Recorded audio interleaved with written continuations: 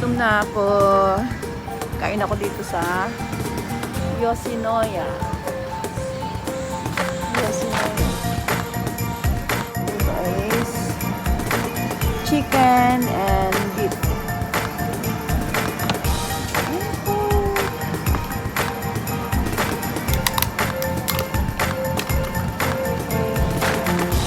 Sabi ko walang yelo eh. O wala nga yelo. Ako nang malamig.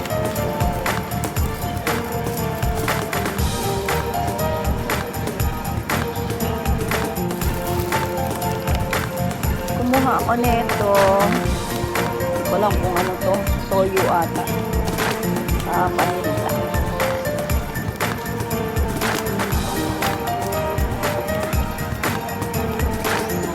Hindi pala panita.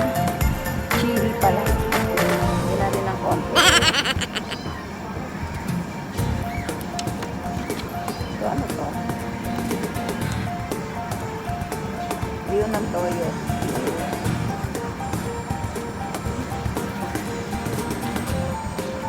Kain guys. Gutom na.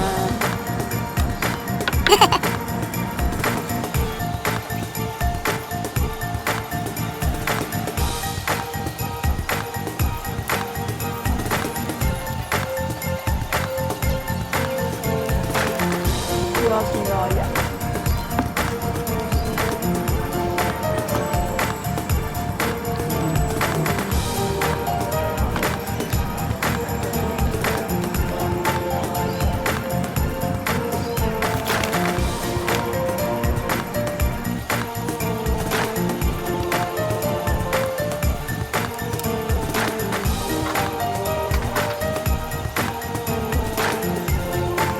Papasok kayo sa mga kainan, McDonald's or KFC or ganito, lagi silang mag-i-scan ng kanilang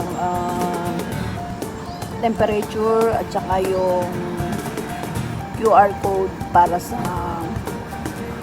alam nila kung saan ka nagpunta. May record kasi dito eh. Yung ini-scan nila yung barcode para sa health, ano ba yung tawag doon? Mamaya check ko. Gano'n kasi dito eh, para naka-record kung saan ka nagpunta, para alam nila kung magkaroon ka ng sakit, alam nila kung saan ka nagpunta, naka-record yun.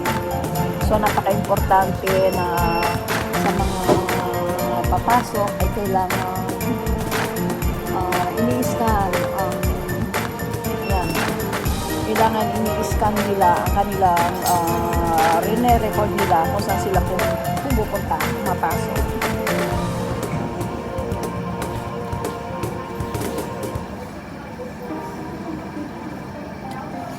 Ilan lang ako kumakain dito kasi lahat take out. Ilan lang. Daming table, walang tao. Naka-record ng natatakot siguro sila kasi siyempre dumadami na yung sakit. So, puro sila take out. Takot-takot man ako pero tingin ko naman wala naman tao kasi so napakalayo, ilang table. Ayan o, yan lang sila.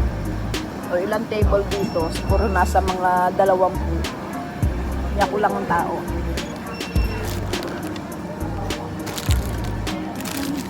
Kada may darating, ini-scan nila yung ano nila. Naka-save na kasi yun sa phone nila. Yung apps na yon para pag pumapasok sila sa shop or sa restaurant, kiklik lang nila yung apps na yon at naka-record na yung pinuntahan mo. Kung ilang oras ka nandun sa loob at anong oras ka rin lumabas.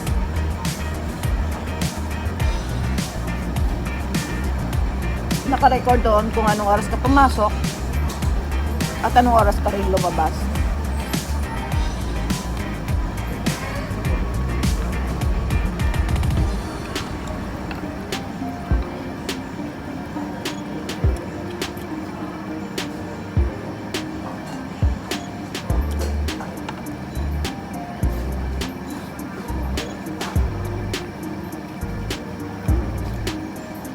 Matagal na akong hindi kumakain ng Yoshinoya. Gusto ko kasi ng kanin nila dito. Japanese kasi to eh. So, para maiba-iba naman guys. Ayan nila. Ni-scan nila.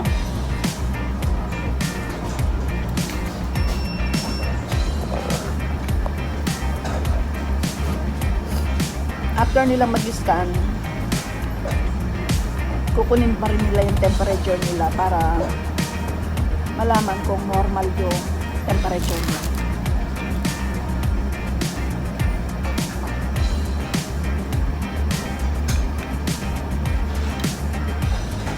Para hindi ka napipila sa counter, pwede kang umorder sa online, yung nasa screen. Pwede sila magpipindot dyan online. Kasi ako gusto ko set na po. Wala naman nakapila doon sa counter. Nakaraan na mag-McDonald ako, pindot ako dyan na doble. Kapala mahal ng binayagan ko. Hindi ko alam i-cancel. Generous ko.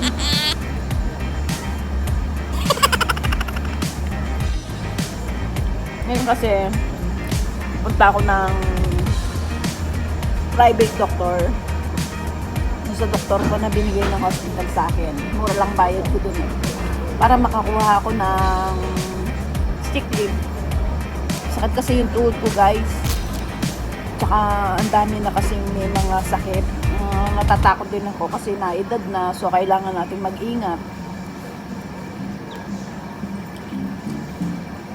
Lalo na yung mga may nararamdaman sa katawan. O yung mga madadaling kapitan, yung mahina ang resistensya. Ako alam ko malakas sa resistensya ko Kaya lang, ayaw ko magtitiwala kasi ang sakit, wala naman sinasampo yan So nagkakataon lang na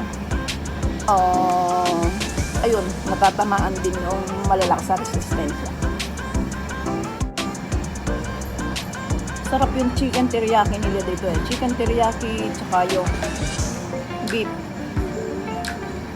sauce. Beef with soy sauce yata to.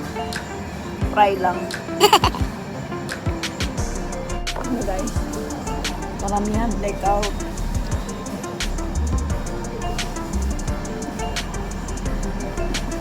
Maramihan take out lang kinakain. Yung binibili nila. Ito nga yung ganitong pandemic, ganitong nadami na naman ng may sakit. Takot na silang kumain dito. Kahit yung pulis, pag may nakitang mga nag-aaway sa kalsada, kahapon, may nag-aaway na sa kalsada, as in talaga nag-aaway, dalawang lalaki. Hindi bumaba yung pulis sa kanyang sasakyan dahil takot magkasakit. Siyempre, daming tao yun dahil may nag-aaway nga, di ba? Umpukan ng mga tao. Hindi bumaba yung pulis. Ganyan. Sobrang takot dito, ultimang pulis. Takot magkasakit.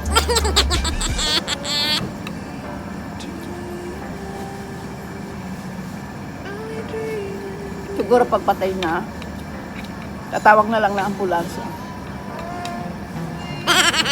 Kaya away-away lang. Bunga nga lang away-away. Awat-awat, may mga nag-aawat-awat, so maraming tao. Wala yan, hindi yan anuhin ng pulis niya papansin. Sa panahon ngayon.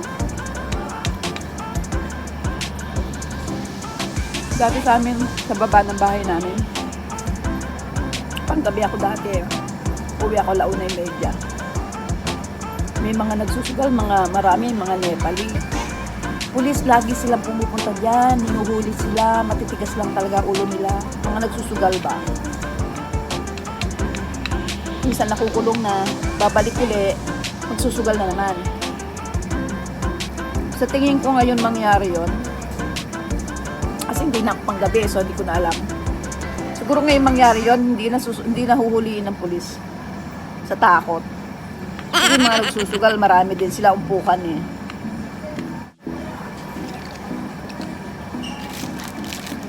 Wala lang, ang vlog na to ay i-share ko lang sa inyo ang katulad niyan, kung paano ang way nila dito sa Hong Kong. Sa mga shop, pag pumapasok ka ay kailangan kang mag-scan ng QR code para may record kung saan ka nagpunta. At ma-search nila kung halimbawa ikaw ay kasi sa amin ngayon sa trabaho ko, daily na kami nagpapaswab ko. So kung meron kang sakit, tapos pumasok ka sa isang shop, na-record, nakikita agad nila yon. O si ganito pumasok, may isang tao pumasok dyan, may sakit siya, ganun. Tapos minsan magdi-disinfect ang shop, ganun. Very trouble talaga. So kailangan talagang pag ikaw ay tinamaan ng sakit, stay home ka lang talaga. So ayun lang guys. So ayun lang, na-share ko lang sa inyo kung paano yung kalakaran dito sa Hong Kong. Sa shop, ayan, need mong mag-scan at saka need mong i-scan yung QR code, at ang napaka-importante din ng temperature. Yan ang aking na-share today, kung paano ang kalakaran dito sa Hong Kong ngayong panahon ng pandemic, kung ano ang kanilang ginagawa bago pumasok ng shop or supermarket or restaurant. Kahit nasa ibang trabaho like bakery or making sandwiches, yan ganan, nag-i-scan din sila ng QR code para sa kanilang record. So maraming salamat sa inyong suporta and thanks for watching.